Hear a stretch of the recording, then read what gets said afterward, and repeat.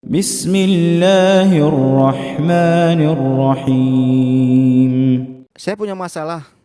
Dari kecil anak saya suka sakit perut. Sekarang sudah berusia 12 tahun.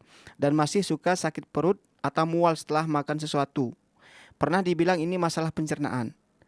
Namun ketika saya pergi ke dokter, pertimbangannya akan banyak obat yang dimakan, dokter. Dan sampai sekarang saya tidak tahu apa masalah sebenarnya perut tersebut. Ini bagaimana, dokter? Ya, terima kasih. Ini Umi atau Abi ya. Ya, Jadi nggak nggak ada apa-apa namanya, Umi dokter. atau Abi. Iya. Problem anak-anak yang sakit perut, apalagi yang namanya penyakit dari kecil sampai umur 12 tahun ya. Artinya penyakit atau sakit perut berulang. Nah, seperti yang saya ceritakan tadi bahwasanya penyebab sakit perut itu kan banyak. Nah, yang utama itu adalah sebelum kita katakan ini penyakitnya memang ada kelainan organ di tubuh dalamnya. Iya. Atau ada penyakit, yang paling penting adalah bagaimana kita mencegah sakit perut itu dulu. Nah, sebagian besar penyakit perut itu penyebabnya adalah karena pola makan yang tidak baik, ya, terutama kurang konsumsi serat. Nah, seperti saya katakan tadi adalah sayuran dan buah-buahan, dan kemudian kita hindari makan makanan yang bisa mencetuskan sakit perut. Apa itu? Misalnya tadi yang banyak mengandung kafein, makanan-makanan soda, hindari makanan-makanan cepat saji, ya. Kemudian hindari makanan-makanan yang bisa menimbulkan banyak gas. Apa itu? Misalnya kacang tanah, kemudian kol, nangka, brokoli, bunga kol, itu semua rata-rata bisa menimbulkan gas, penumpukan gas di perut. Kemudian lain adalah pola makannya harus teratur, ya, timingnya, waktu makan tuh teratur, pagi, siang, sore.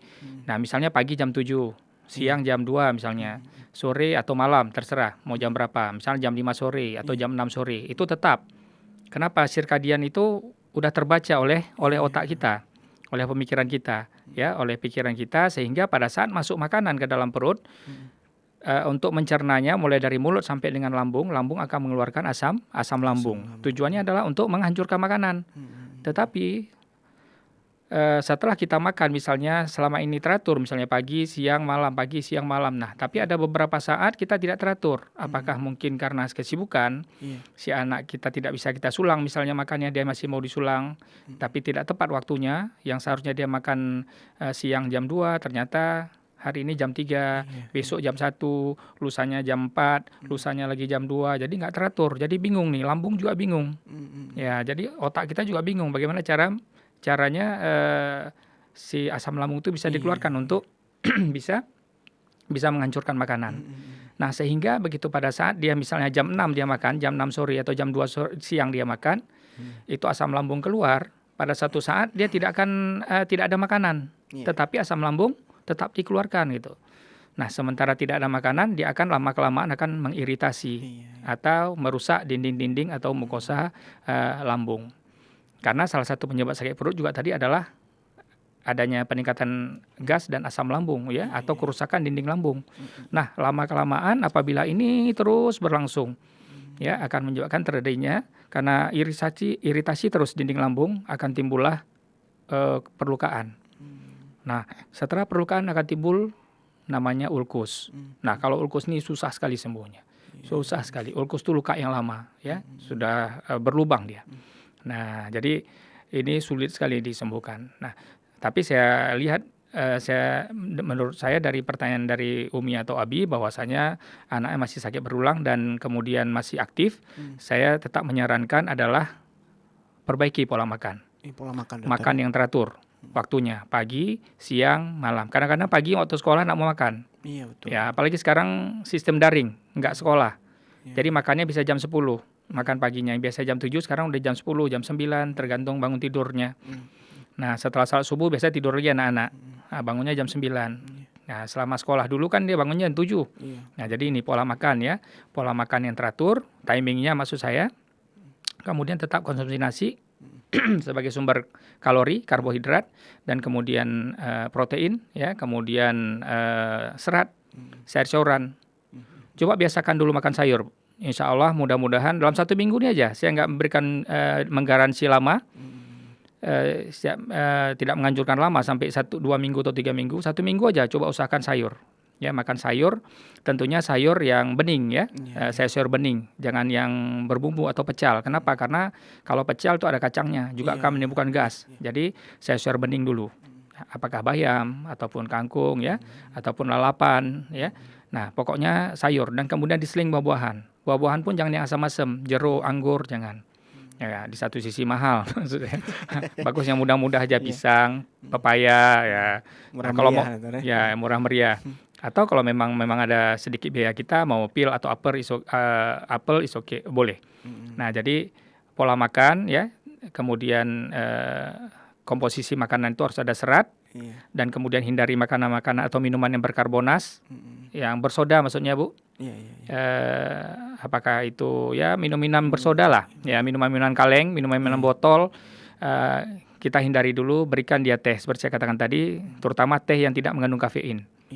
Nah, kopi udah pasti tidak boleh dulu, karena itu akan bisa menyebabkan peningkatan iritasi dari lambung sehingga bisa menimbulkan sakit perut. Kemudian teh yang tadi chamomile, jahe ataupun yang peppermint, yang teh mint. Nah, kemudian hindari makanan-makanan yang fast food.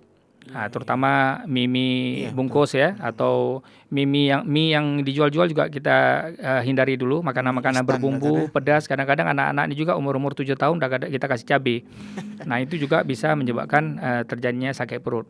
Dan kita berpikir terus bahwasannya kenapa tidak sembuh-sembuh, bawa berobat, dikasih obat banyak-banyak, dan ternyata kan setelah berobat sekian lama kambuh lagi dan kan tidak hilang keluhannya. Betul. Artinya bukan di obat ya.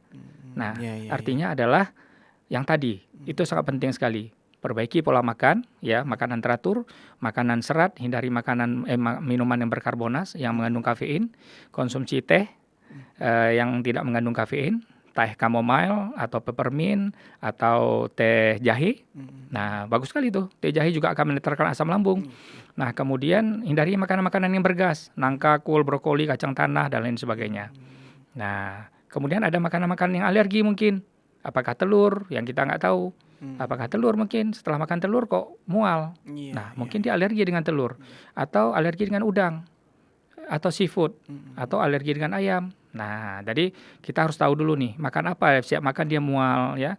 Nah, kemudian makan kenapa setiap makan mual? Mungkin gas lambungnya lebih banyak di dalam lambungnya. Sehingga begitu makan akan bertambah volume lambung sehingga timbul rasa ingin muntah. Kenapa? Karena sudah full lambungnya, berarti gasnya banyak. Nah, jadi kalau menurut saya yang paling penting tadi, Umi atau Abi, jaga pola makan, hindari makan berkarbonas, kemudian makan banyak serat, sayur atau buah-buahan, insya Allah tanpa perlu obat. Ya, kemudian konsumsi air putih hangat. Kalau berat badannya kalau 12 tahun mungkin sekitar berapa ya, 20 ya atau 25 kilo. Berarti kebutuhan cairannya adalah konsumsi air itu sekitar 1,5 liter sampai 2 liter satu hari. Ya. Insya Allah sakit perutnya tidak akan berulang. Insya Allah. Sambil berdoa Bu. Iya.